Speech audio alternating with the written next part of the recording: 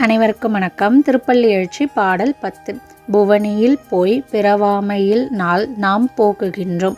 அவமே இந்த பூமி சிவன் உய்ய கொள்கின்றவாறென்று நோக்கி திருப்பெருந்துறை உறைவாய் திருமாலாம் அவன் விருப்பெய்தவும் மலரவன் ஆசைப்படவும் நின்னலர்ந்த மெய்கருணையும் நீயும் அவனீர் புகுந்தெம்மை ஆட்கொள்ள வல்லாய் ஆரமுதே பள்ளி எழுந்தருளாயே.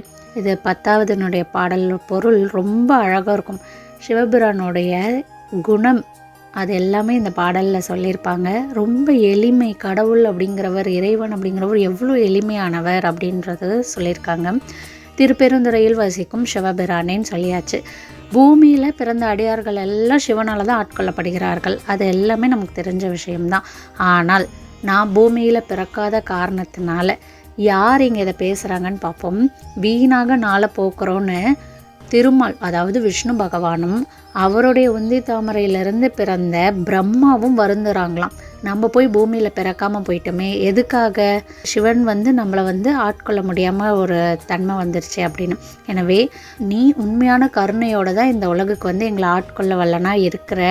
அப்படி இருக்கும்போது யாருக்கும் கிடைக்காத அமுதம் எங்கள் எல்லாருக்கும் கிடைக்கிறதுக்கு நீ தான் காரணமாக இருக்க. நீ பள்ளி எழுந்தருள்வாயாக அப்படின்னு மாணிக்க வாசகர் பாடக்கூடிய 10வது பாடல் தான் இந்த பாடல்.